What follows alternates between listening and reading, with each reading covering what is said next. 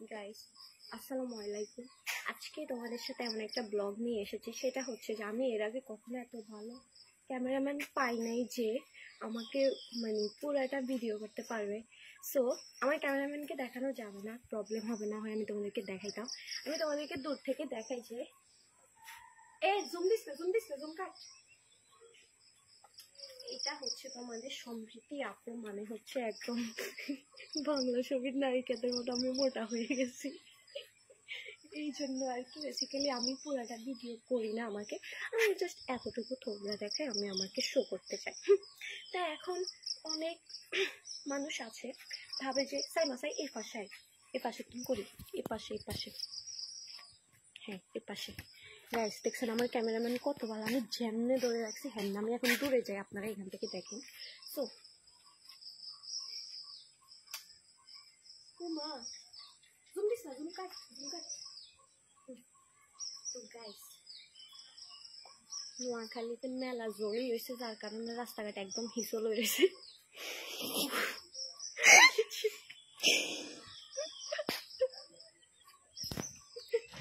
আচ্ছা আসছে আমরা নোয়াখালীলা তো প্লিজ আমরা কিন্তু সচরাচর একটা কথা কই না, মানে স্পেশালি আমি জড়িকে সবসময় বৃষ্টি আসছে চুপ। তো গাইস মাইয়াদের মতো সব কথায় হাসার সময় মুখে না দেওয়ার ব্যাপারটা হচ্ছে আজকে দাঁত ব্রাশ করি না। তো আমার ক্যামেরাম্যান কিন্তু এরকম কথা শুনতে অভ্যস্ত না, সে কিন্তু অনেক ভালো মেয়ে, তাই আমাদের এসব কথায় হাসার কারণে লড়ালড়িতে আমার ভিডিওতে সমস্যা হইতেছে। তো আমরা না হাসাই। তোমাদেরকে যেটা বলি সেটা হচ্ছে যে আজকাল মানুষকে জবাব না দিতে দিতে মানুষ এমন পর্যায়ে উঠে গেছে, লিটারালি আমার ঘাড়ে চেপে বসে গেছে গাইস। হ্যাঁ সত্যি আমার ঘাড়ে চেপে বসে গেছে, তাও হচ্ছে ভাই কে কেমন আমার নানু। আরে নানু রে, না না না অন্য কাউকে বলতেছি। তো তোমাদেরকে বলি সাইড ক্যামেরাম্যান সুন্দর করে ধর, আসলে এদিক থেকে ধর। তো এটাই হচ্ছে সম্পর্কে তোমাদেরকে দূর থেকে দেখা যায়।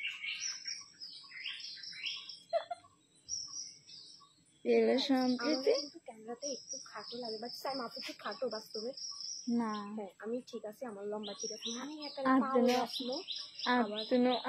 মানে আয়ার নতুন তাল গাছ না, আবার বাঁধিও না, প্রমাণ সাইজ যেটাকে বলে মাঝারি সাইজ আর কি। তো আমি মাঝারি সাইজের একটা মাইয়া। সাইম আপু কি বেশি মোটা না? হ্যাঁ আমি বেশি মোটা না। এরপরেও মানুষ আমাকে এমন ভাবে কথা বলতেছে, আমাকে এমন ভাবে প্রেজেন্ট করতেছে মনে হয় যে ভাই আসলে বাড়ি গুড়ি কিছু মাইয়া আছে না, বাড়ি গুড়ি যেগুলো গোস্ত এটাই কিন্তু আমাকে ওইভাবে প্রেজেন্ট করতে চাচ্ছে আর কি গাইস। আরেকটা কথা,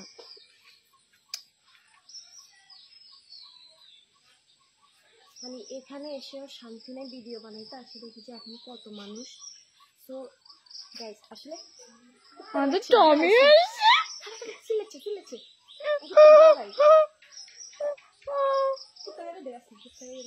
আমাদের টমি, এটা আসলে টমি না, এটা কুত্তা না, এটা হচ্ছে কিছু মানুষ। হাসিস না,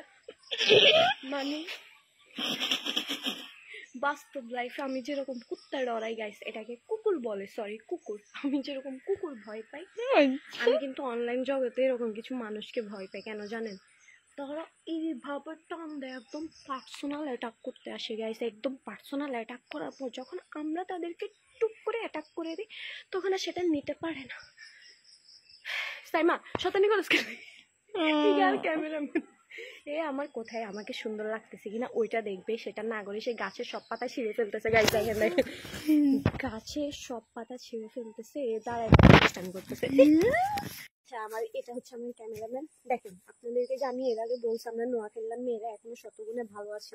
দেখেন আমি এরকম চলতেছি ফিরতেছি ভিডিও করতেছি, তো কি হয়েছে ওই যে দেখেন আমার কাজিনটা ঘুমটা দিয়ে আছে, সুন্দরভাবে আছে। দেখছেন আমরা নোয়াখালীর মেয়েরা কিরকম, আর ঢাকাইয়া মেয়েরা কিরকম হয়? ঢাকাইয়া মেয়েরা হয় ভাই তুই যদি 50% খুললাম আমি হয়ে যাবো 70%।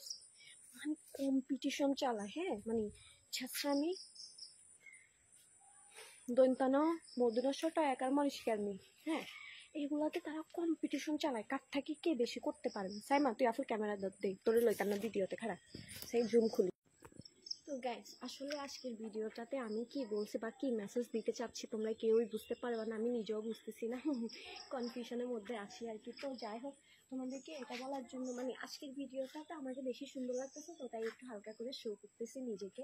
আর তাছাড়া জামাটা হচ্ছে আমার মামির। সাইমন তুই এর আগে আপুরা এত সুন্দর করে 3 পিস হইতে দেখছো?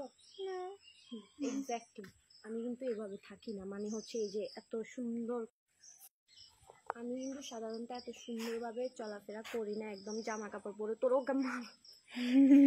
আমি কিন্তু তার মানে কি একদম দাম? ফুল 3 পিস পরা। এটা কত হবে, দামি হবে 900 1000 বা 1200 হইতে পারে।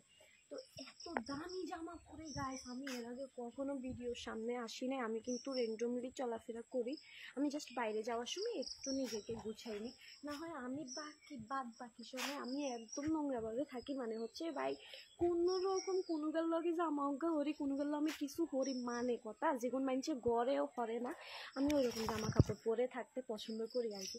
এটার কারণে আমি সবার থেকে কথা শুনি, একদম সবার থেকে, মানে এটা ঠিক করে ধর। এই আমি যদি এইভাবে চলাফেরা করি মানে এরকম সেজে গুজে, এটাকে তো সেজে গুজে বলা, পরিপাটি হয়ে থাকাটা, আল্লাহ বলছে যে জামাইয়ের সামনে পরিপাটি হয়ে থাকতে, ওইটা হচ্ছে সওয়াব। আচ্ছা ঠিক আছে নিজের জন্য থাকা যায়, বাট আমি যদি এরকম পরিপাটি হয়ে পুরো বাংলাদেশকে দেখাই তাতে আমার লাভ কি আসবে? কোনো লাভ নেই, কোনো লাভ নেই।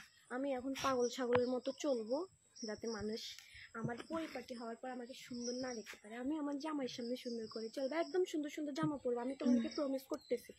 কোনো এক সময় তোমাদের ভাইয়াকে নিয়ে ব্লগ করবো, যে তখন দেখবা যে সম্প্রীতি আপু কি সুন্দর সুন্দর জামা পরতেছে। তুই ঠিক করে ধর।